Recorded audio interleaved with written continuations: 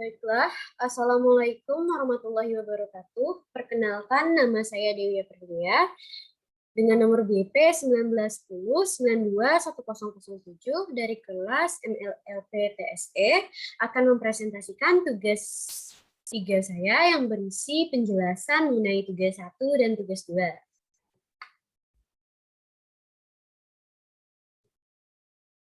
Yang pertama itu mengenai identifikasi masalah lalu lintas. Adapun jalan yang saya identifikasi masalah lalu lintasnya yaitu Jalan Dr. Muhammad Hatta, dimulai dari titik BRI Corporate University dan sampai ke titik akhir di Polsek Pauh Padang. Seperti pada peta lokasi yang tertera pada layar.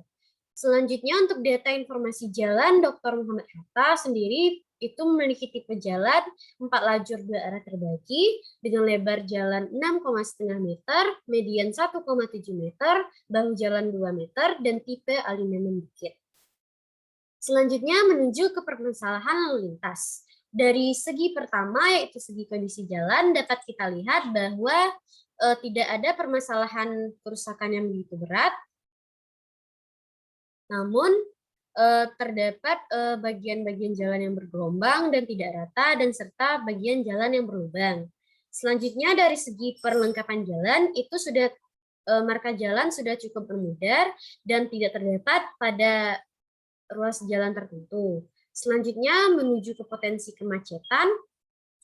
Itu dapat kita lihat potensi kemacetan sendiri terjadi karena banyaknya kendaraan yang parkir di bahu jalan dan juga banyaknya orang-orang yang berjualan di bahu jalan. Lalu lanjut ke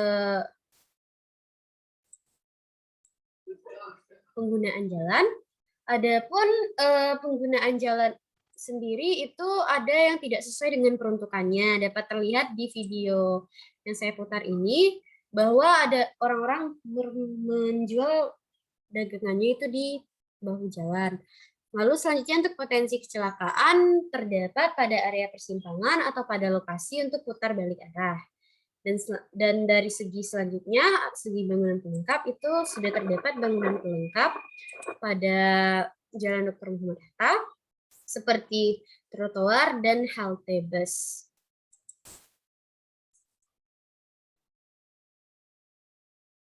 Baik, selanjutnya itu inventarisasi dan analisis situasi arus dan daya tampung jalan. Adapun data yang setelah saya peroleh dari survei lalu lintas terdapat pada tabel yang terlihat pada layar, sehingga dapat dicari kapasitas sebesar 6.323,12 SMP per jam dengan volume 651,10 SMP per jam dan derajat kejenuhan sebesar 0,103 SMP per jam. Adapun dengan data yang kita peroleh juga dapat kita buatkan komposisi lalu lintasnya seperti grafik yang terdapat pada slide yang terdiri dari 2 interval waktu, yaitu interval waktu 16.00 sampai 16.30 dan 16.30 sampai 17.00. Selanjutnya untuk sketsa traffic konfliknya sendiri itu terdapat 3 crossing conflict, 3 merging conflict, dan 3 diverging conflict. Baik, kita lanjut ke pembahasan selanjutnya mengenai penetapan tingkat pelayanan.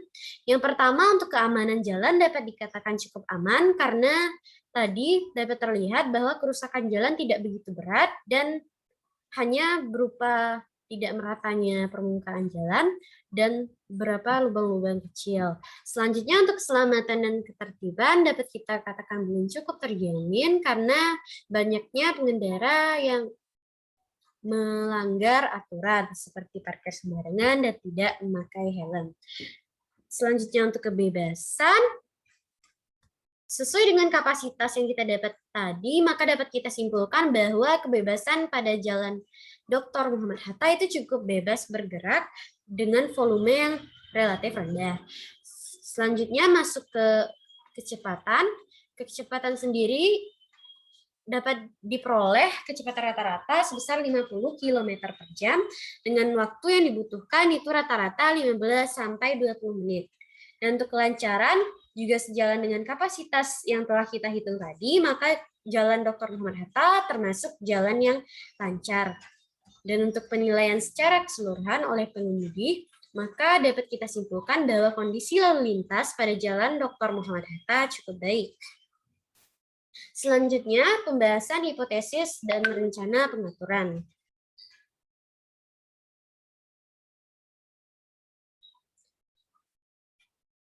Adapun permasalahan yang dapat kita simpulkan dari penjelasan yang sudah saya paparkan tadi, terdapat dua masalah.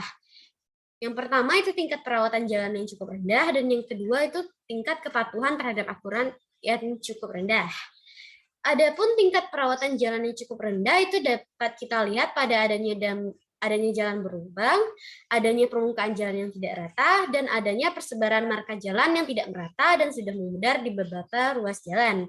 Adapun solusi yang dapat kita lakukan yaitu melakukan perbaikan jalan. Yang kedua, tingkat kepatuhan terhadap aturan yang cukup rendah itu terbukti dengan adanya kendaraan yang parkir sembarangan, seperti angkot yang berhenti di sembarang tempat, adanya penggunaan jalan yang tidak sesuai dengan peruntukannya seperti berjualan tadi, dan adanya pengemudi yang tidak memakai helm.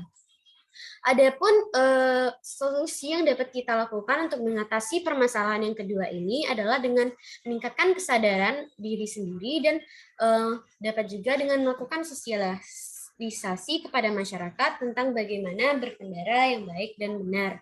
Jika kesadaran dan sosialisasi memang tidak bisa ditingkatkan, maka pemberian sanksi dapat juga dilakukan sebagai solusi terhadap masalah kedua ini. Baik, saya rasa cukup sekian yang dapat saya sampaikan. Terlebih dan terkurang mohon dimaafkan. Wassalamualaikum warahmatullahi wabarakatuh.